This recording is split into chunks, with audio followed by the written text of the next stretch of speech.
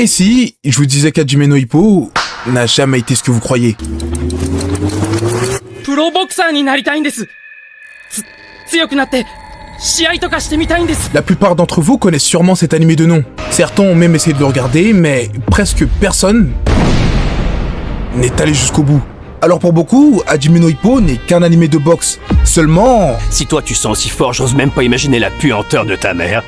ce n'est absolument pas la vérité. Comment un harceleur a-t-il pu devenir un tel monstre sur le ring? Comment un simple voyou a-t-il pu devenir une légende? Et surtout, comment la Seconde Guerre mondiale a-t-elle pu créer l'un des meilleurs animés de sport? Hajime no Ippo n'est pas ce qu'on croit, car il cache quelque chose de bien plus grand qu'une simple histoire de boxe. Et si vous ne savez pas ce que c'est, ou que vous n'avez tout simplement jamais découvert ce chef-d'œuvre, alors laissez-moi vous raconter l'histoire de l'animé qui a changé des millions de vies.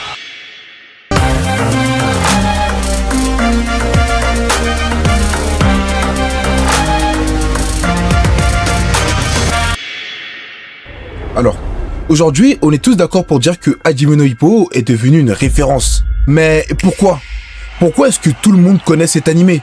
Avant même de vous parler de ça et de vous parler de cette chose que Hajime no Ippo cache derrière son histoire, on va d'abord s'intéresser à son protagoniste. Parce que Hippomaku no Uchi, c'est un garçon à qui personne n'aurait pu deviner le destin. Ce qu'il faut savoir, c'est qu'il a perdu son père quand il était très jeune. Et à partir de ce moment-là, sa vie a pris une tournure complètement différente. Seul, avec sa mère, il l'aide depuis longtemps sur le bateau de pêche. Et ça, c'est pas un choix ni un sacrifice, mais tout simplement son quotidien. Seulement, à l'école, ça passe vraiment pas. T'as dû t'habituer à l'odeur à force de tripoter de la morue à longueur de journée. Je suis désolé, ça doit être quand j'aide ma mère avec son boulot. Ferme-la, on s'en branle de tes excuses. C'est à cause de toi si tous les jours ça schlingue la morue dans tout le bahut. C'est bizarre quand même parce qu'on n'empêche pas, l'odeur doit venir d'ailleurs. Non mais tu oses te foutre de ma gueule en plus. Face à cet harcèlement qu'il subit, Hippo ne dit rien. Il baisse les yeux, encaisse et continue d'avancer comme si de rien n'était. Et attention, pas parce qu'il est faible, mais parce qu'il ne connaît rien d'autre. Car durant toute sa vie, il a pris sur lui jour après jour, sans jamais vraiment se plaindre. Mais tout ça,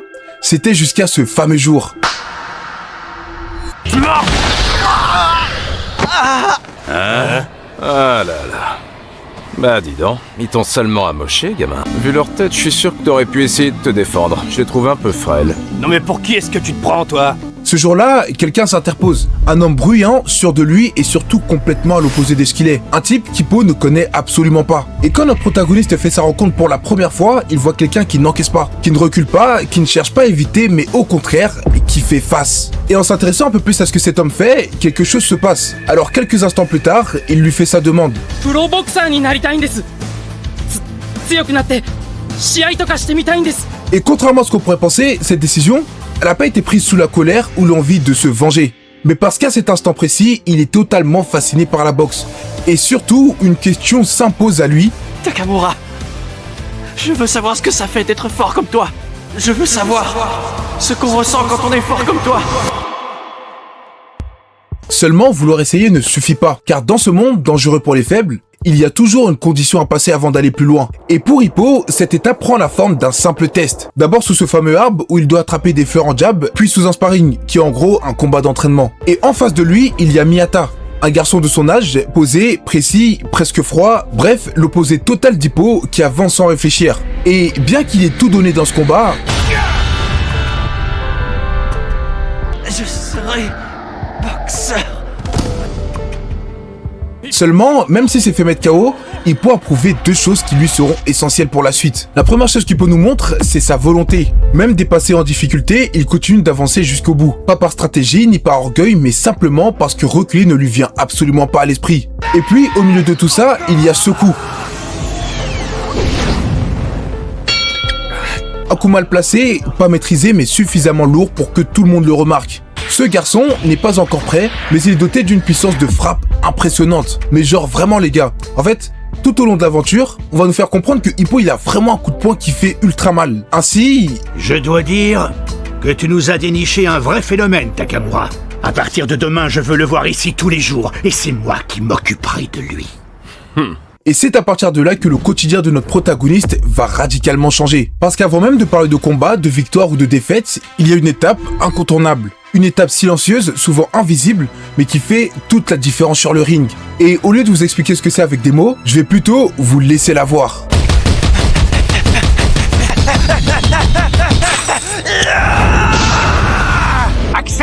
Accélère, il n'y a que comme ça que tu t'amélioreras. J'accélère. Bien, bien.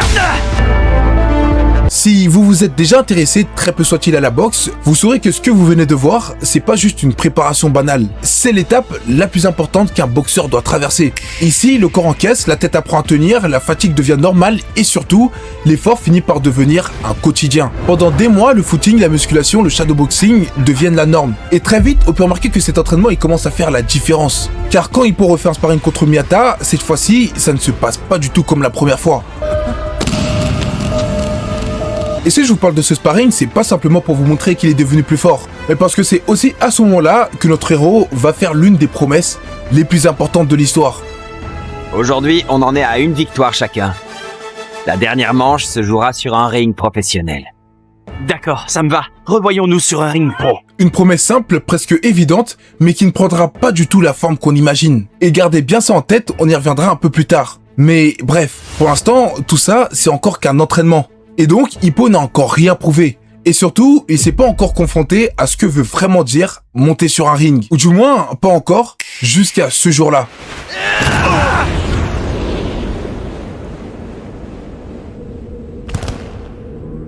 Vainqueur Makunouchi.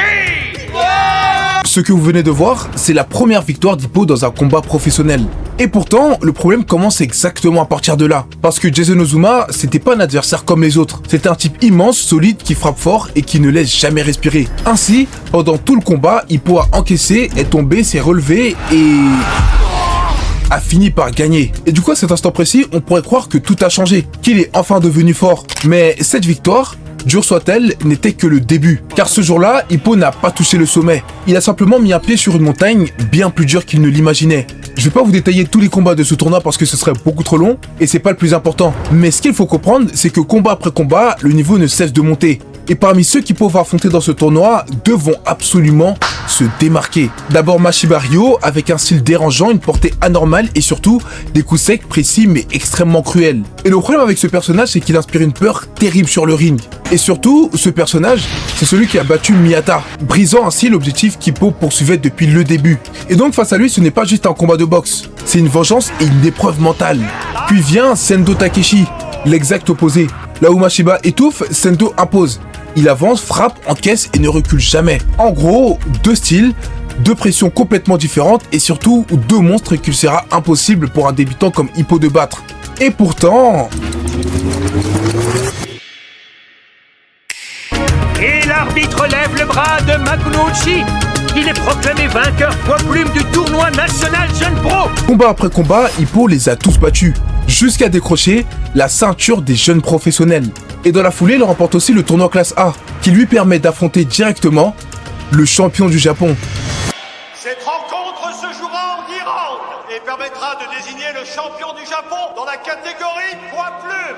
Cette fois-ci, on pourrait vraiment croire que tout s'aligne enfin, car notre protagoniste n'est plus qu'à une marche du sommet de la boxe japonaise. Et pourtant, ce jour-là va devenir l'un des plus marquants de toute son histoire. Dès les premières secondes, on sent que ce combat n'est pas comme les autres.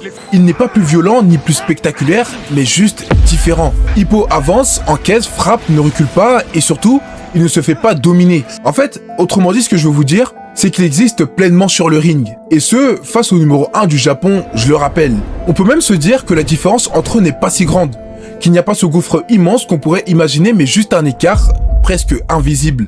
Mais plus le combat avance, plus une sensation étrange s'installe, comme si malgré tous ses efforts, quelque chose n'atteignait jamais vraiment sa cible. Et c'est là que des mots de Date prononcés quelques temps avant le combat vont prendre tout leur sens. Toi, tu n'as jamais eu ce poids sur les épaules, et tes poings sont bien trop légers pour me vaincre. Alors le combat continue jusqu'à... Je me charge de le finir. Date!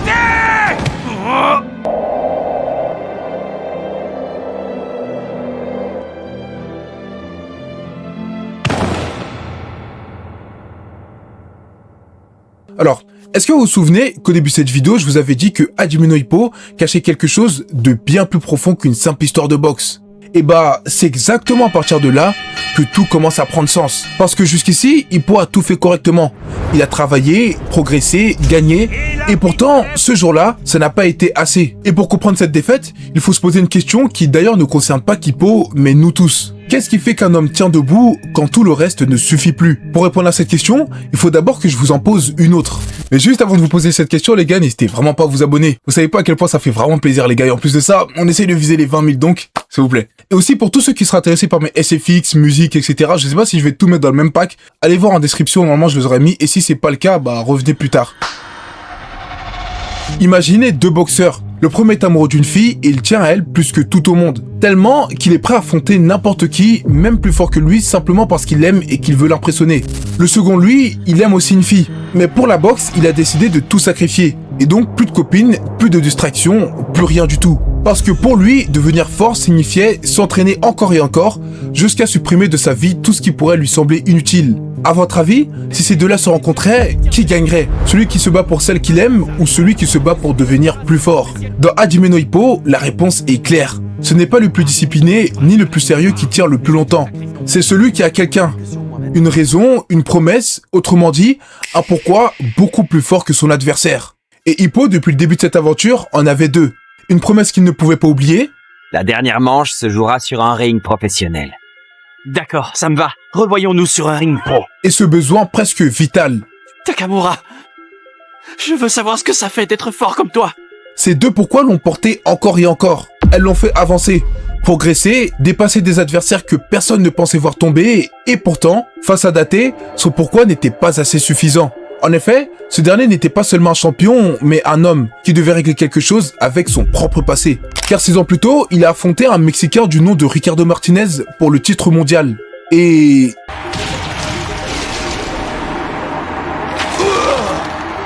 il s'est fait briser sa carrière, sa fierté et toute sa vie. Suite à cela, il a abandonné la boxe. Jusqu'au jour où, soutenu par la femme qu'il aime, il a remis les gants avec une seule idée en tête: revenir au titre mondial et battre l'adversaire qui a détruit sa carrière. Alors ce jour-là, sur le ring, Hippo ne s'est pas battu contre un simple adversaire. Il s'est battu contre un homme qui portait une revanche sur son propre destin. Et face à ça, son pourquoi n'a pas suffi. Et ça, les gars, c'est pas seulement une question de boxe. C'est une question aussi de vie. Parce qu'au fond, personne n'avance juste avec des muscles, de la discipline ou de la volonté. Ce qui nous fait vraiment tenir, en tout cas pour la majorité d'entre nous, et qui donc nous empêche d'abandonner, ce n'est pas être fort, riche ou quoi que ce soit d'autre. C'est de savoir pourquoi on va atteindre cet objectif, ou du moins, pourquoi est-ce qu'on peut pas l'abandonner. Freedom from all. Le jour où tu sais exactement ce que tu veux et pourquoi tu ne peux pas te permettre d'échouer, la réussite cesse d'être un rêve pour devenir une direction très claire. C'est très bizarre, les gars, on dirait que je fais du développement personnel, mais en vrai, pourquoi pas? Parce que Hajime no Ippo, c'est un peu ça le but. Juste avant de continuer cette vidéo, les gars, j'ai une grosse annonce pour tous les créateurs de contenu, donc animés et n'importe quelle niche, qui sont en train de regarder cette vidéo à l'heure actuelle. Avec mon gars Kyo Spectre, que vous connaissez peut-être, on compte prendre 3 ou 4 personnes vraiment motivées d'entre vous qui veulent réussir sur YouTube. Alors attention, on n'a pas encore réussi sur YouTube, c'est dire on peut pas vous aider vraiment pour ça, mais notre objectif sera quand même de vous aider à faire des vidéos à plus de 10 000 vues grâce à toutes les connaissances qu'on a pu accumuler, notamment sur ces derniers mois, les gars, pour ceux qui ont pu remarquer les changements sur cette chaîne YouTube. Et le plus intéressant, les gars, c'est que c'est 100% gratuit. C'est-à-dire qu'il n'y a vraiment rien à payer de A à Z. Ça nous ferait vraiment plaisir d'aider certains d'entre vous à atteindre vos objectifs. Alors si vous êtes vraiment motivé et intéressé, n'hésitez pas à passer dans la description pour pouvoir voir toutes les conditions et vous inscrire. Et pour ceux qui auraient des questions aussi, n'hésitez pas à venir sur Insta. Le lien est en bio aussi et voilà, on peut continuer. Je tiens à préciser que tout ce que je viens de vous dire est vrai. Pour la majorité d'entre nous, avoir un pourquoi, c'est ce qui peut nous permettre de dépasser nos limites. Seulement, ce principe ne s'applique pas à tout le monde. Parce qu'il existe des personnes pour qui la force ne dépend ni d'une promesse, ni d'une motivation, ni même d'une blessure du passé. Et ces exceptions soulèvent une question. Qu'est-ce qui se passe quand quelqu'un n'a pas besoin de raison pour dominer? Et dans Hajime no Ippo, la réponse tient en un seul nom. J'y crois pas, vous avez vraiment cru que j'allais perdre? Mais quelle bande de crétins! Takamura. I got 100 on my dash, got 200 in my trunk. Name in the grab bags, put my Bible in the trunk. Takamura, c'est pas juste un espoir ni un gars en train de monter. C'est tout simplement le champion du Japon dans sa catégorie. Il est arrogant, sûr de lui, complètement excessif et il boxe exactement de la même manière. Il avance, frappe, écrase et tout ça sans jamais donner l'impression qu'il pourrait se passer autre chose. Pour que vous compreniez vraiment ce que ça veut dire, quand Hippo monte sur le ring, on se demande qui va gagner. Mais quand Takamura fait son entrée, on se demande plutôt comment il va détruire son adversaire. Mais pour comprendre pourquoi il est aussi terrifiant, il faut d'abord comprendre le personnage tout court. Chez Takamura, la boxe n'a rien de romantique. C'est pas une histoire de dépassement de soi, ni une quête personnelle, car pour lui, un ring, c'est uniquement un endroit où quelqu'un domine et où l'autre subit. La douleur ne l'effraie pas parce qu'elle fait partie du prix à payer. Alors, il ne cherche pas à l'éviter, mais l'accepte exactement comme il accepte l'effort, la fatigue et les coups sans jamais se plaindre. Là où d'autres boxent pour gagner, Takamura boxe pour dominer. Autrement dit, il ne veut pas simplement battre son adversaire, il veut lui faire comprendre qu'il n'était pas au bon endroit. Et dans sa logique, le respect ne se demande pas. Il se prend sur le ring quand l'autre recule, tombe et n'a plus la force de se relever. C'est pour ça qu'il avance toujours. Pas parce qu'il est inconscient, ni pour un pourquoi, mais parce que reculer n'existe pas dans sa manière de penser. Et du coup, avec lui, une question peut-être subtile, mais super importante, finit forcément par se demander comment un boxeur comme Takamura peut être contenu. Et la réponse se tient elle aussi en un seul nom, Kamogawa. Arrête-toi là. À moins que tu ne souhaites finir traqué comme un meurtrier. Ce qu'il faut savoir, c'est qu'avant la boxe, Takamura, c'était un type violent, incontrôlable, qui dépassait toujours les limites. Et c'est à ce moment-là que Kamogawa est intervenu. Il n'a pas cherché à le calmer, ni à l'éduquer gentiment, mais lui a plutôt imposé un cadre, une discipline brutale et surtout une règle simple. Toute cette violence doit servir à quelque chose. Et Takamura l'a accepté. Pas parce qu'il est docile, mais parce qu'il a compris que sans ça, il finirait par se détruire lui-même. C'est comme ça que ce monstre est devenu un boxeur. Grâce à Kamogawa, il a appris que cette violence pourrait être canalisée, et surtout, admirée. Et ce qu'il faut savoir, en plus de tout ça, c'est que Takamura n'est pas juste le plus fort. Il est devenu un modèle pour les autres de la gym de Kamogawa. Aoki et Kimura, deux gars qui traînaient sans direction, ont eux aussi fini par changer grâce à lui. Et surtout Hippo, car comme vous le savez, sans Takamura, il n'aurait peut-être jamais mis les pieds sur un ring. C'est lui qui l'a sauvé et c'est aussi lui qui est devenu sa première source d'inspiration. Seulement... Ce regard, il est pas humain. Il faut que je cogne quelqu'un ou que je me tape une gonzesse. Ça peut pas attendre.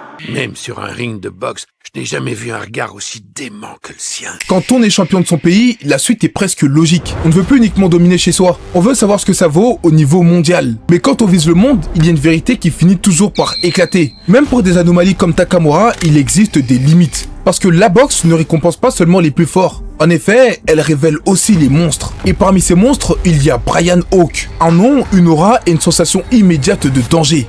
Là où Takamura impose par la force et la discipline, Hawk écrase par le chaos. C'est un talent brut venu des ghettos américains, un boxeur sans règles, imprévisible, violent et terriblement efficace. Et surtout, il ne respecte rien. Le champion me dit de vous dire que son plat préféré, ce sont les jeunes femmes asiatiques. Ni personne. À partir de là, le combat que les deux s'apprêtent à faire n'est plus une question de titre. Il devient personnel. Pour la première fois depuis le début de la série, Takamura n'est plus seulement face à un adversaire puissant. Il est face à quelque chose de profondément dangereux et surtout détestable. Alors préparez-vous, parce que le combat qui arrive est le plus brutal, le plus impressionnant et surtout le plus marquant de tout Hajime no Ippo. Et ça y est, il a retenti!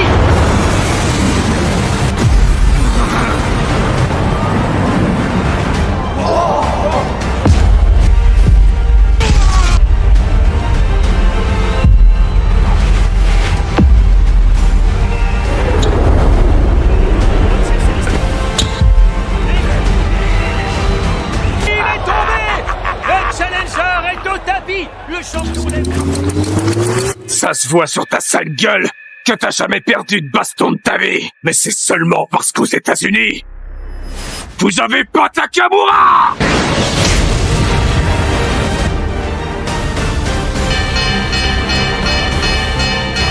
Le compte est fini! Un nouveau champion du monde WBC Super Welter est né! Et son nom est Mamoru Takamura! Et comme si ça ne suffisait pas, même en changeant de catégorie, encore une fois face à un Américain, le résultat reste le même. Takamura gagne encore. Et si je vous ai parlé de ce personnage, c'est pas pour rien. Takamura nous rappelle quelque chose que beaucoup refusent d'admettre. Tout le monde ne devient pas fort pour les mêmes raisons. Là où Ippo a besoin d'un pourquoi pour avancer, lui n'a besoin de rien. Parce que certaines personnes ne cherchent pas leur place. Bien que Takamura s'entraîne énormément, il n'incarne pas la persévérance ni la reconstruction. Il représente autre chose. La certitude absolue. Et c'est ça, sa vraie leçon. Dans la vie, certains avancent parce qu'ils ont une raison, mais d'autres dominent simplement parce qu'ils sont nés comme ça. Bien évidemment avec de l'entraînement, etc. Faut prendre avec des pincettes. Depuis le début de cette vidéo, je vous ai parlé de Hippo, Takamura et des différents personnages importants qu'ils ont pu affronter. Mais ce qu'il faut vraiment réaliser, c'est que si Takamura existe tel qu'il est aujourd'hui, comme je vous l'ai dit plus tôt, c'est grâce à un homme. Et en vérité, si on enlève cet homme de l'équation, Takamura disparaît. Notre protagoniste aussi, et Hajime no Ippo, dans son entièreté, n'existe tout simplement plus. Parce que derrière chaque champion qu'on a suivi et chaque moment incroyable de la série, il y a toujours eu la même silhouette. Cet homme, comme vous l'aurez compris, c'est Kamogawa. Et contrairement à ce qu'on pourrait croire, son histoire est 1000 fois plus lourde que tout ce qu'on a pu voir jusqu'ici. Pour la comprendre, et donc comprendre le sens même de Hajime no Ippo, il faut remonter juste après la Seconde Guerre mondiale. À ce moment-là, le Japon, c'est plus une nation fière, mais un pays brisé et surtout humilié. Et quand je dis humilié, je parle pas juste de politique ou de territoire. Je parle d'un peuple qui vit tous les jours avec la sensation d'avoir perdu sa dignité. Parce qu'à ce moment-là, la présence américaine, elle est partout. Dans les rues, les uniformes, les regards. Et c'est dans ce Japon-là que vit Kamogawa Genji.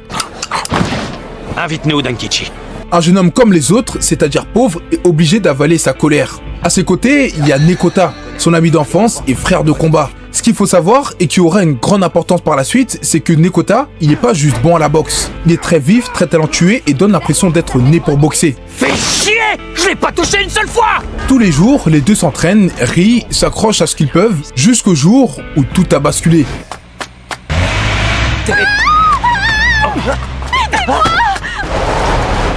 Lâche-la, le Jap! Eh oh, je te cause, là, t'es sourd? Je t'ai dit de lâcher cette fille. Cette fille, elle s'appelle Yuki, et c'est pas du tout n'importe quelle fille. Parce que dans Hajime no Ippo, elle représente bien plus que ça. Mais juste avant de comprendre pourquoi, il faut savoir que Yuki, elle a survécu à Hiroshima, mais son corps, détruit de l'intérieur, s'éteint lentement. Et malgré tout, elle s'accroche encore à l'idée qu'un avenir est possible. En fait, elle représente exactement ce que ce Japon détruit rêve de retrouver un jour, un avenir. Et derrière elle, il y a Anderson, un soldat américain arrogant et profondément méprisant envers les Japonais. Le sergent Anderson dit « Cette vie sans stress m'ennuie. J'ai besoin de divertissement. Pour tromper mon ennui, j'ai trouvé de quoi m'occuper. Quelques passe-temps, et j'en ai 2 favoris. Tabasser les Japonais et baiser leurs femmes. » En fait, cet homme, il fait de la boxe. Mais lorsqu'il se bat, il ne veut pas seulement gagner. Il veut humilier. En d'autres termes, rappeler encore et encore qui domine et qui doit rester écrasé. Et tout comme je vous l'ai dit plus tôt pour Nekota, son importance, elle va être cruciale par la suite. Ces combats-là, je ne les aime pas. Il s'en prend à plus faible que lui. Ce genre de spectacle, ça ne fait pas rêver. Tu vois, Yuki, je déteste quand tu baisses les yeux. Je sais ce qui te ferait du bien. Ah! Voir quelqu'un le remettre à sa place une bonne fois pour toutes. S'il a fait ce choix, c'est pas seulement parce qu'il est le plus courageux, mais parce qu'il ne peut tout simplement pas regarder son pays, Yuki, et sa dignité se faire piétiner sans rien faire. Et lorsqu'il est sur le ring, contrairement à tout ce qu'on pourrait croire, même face à ce soldat qui n'a rien à voir avec sa catégorie de poids, il arrive à avoir l'ascendant. L'instinct de Nekota est bien trop aiguisé pour la merloc. Saleté de japonais, saleté de japonais, saleté de japonais. Seulement, ce que je vous ai pas dit, c'est que Nekota est atteint du syndrome du boxeur, une maladie qui détruit lentement le cerveau et développe des troubles de plus en plus graves. Et lorsqu'il est sur le point de mettre un terme à ce combat... Je suis prêt à tout.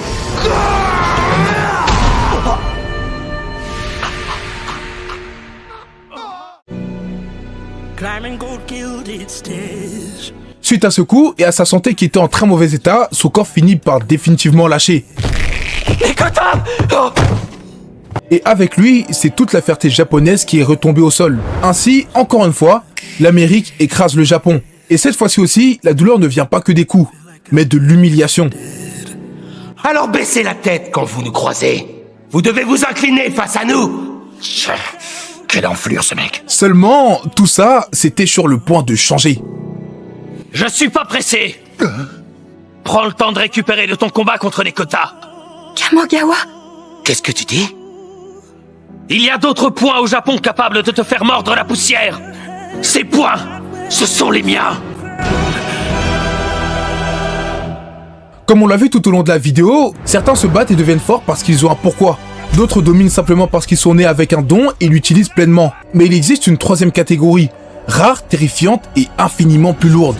Ce sont eux qui se battent parce qu'ils n'ont plus le droit de perdre. Pour Kamogawa, c'est plus une question d'ego. C'est plus une question de carrière, et même plus une simple question de boxe. C'est son pays qui a été piétiné, Yuki qu'on a traumatisé, et Nekota qu'on a détruit. Alors, il a fait un choix, celui de la souffrance.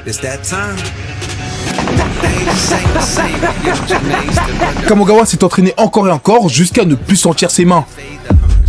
Il a encaissé jusqu'à ce que la douleur devienne normale et détruit son propre corps juste pour être capable de tenir debout face à l'homme qui a humilié tout ce qu'il aime. Et lorsque Kamogawa monte lui aussi sur le ring, c'est plus une question de sport ni de spectacle, c'est une réponse. C'est toute une nation qui se relève à travers lui. Et si le combat de Takamura était le plus marquant, celui-là est probablement le plus important de toute l'histoire de Hajime no Ippo.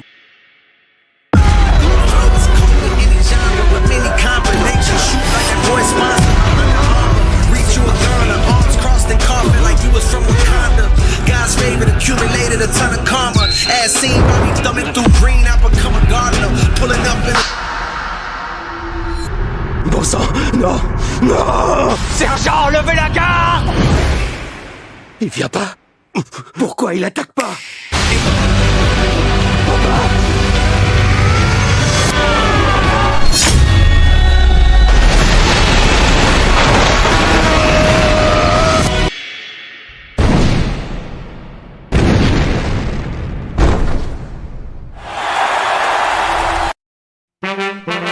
Félicitations. Tu as gagné. Ce jour-là, le Japon ne s'est pas contenté de gagner un combat. La honte s'est transformée en fierté, la douleur en dignité retrouvée, et cette fois, ce n'est pas l'Amérique qui a écrasé le Japon, mais le Japon qui a enfin répondu. Grâce à cette victoire, Kamogawa ne remporte pas seulement une victoire sportive. Il renferme une blessure, rembourse une dette, et surtout, il prouve que même un pays humilié peut se relever. Mais ce qu'il faut surtout retenir de tout ça, les gars, c'est l'héritage. Parce que ce jour-là, Kamogawa n'a pas seulement gagné pour lui. Il s'est juré et il a juré à Yuki qu'un jour, le Japon n'aurait plus besoin de subir. Qu'un jour, ce ne serait sans doute pas lui, mais l'un de ses élèves qui deviendrait champion du monde.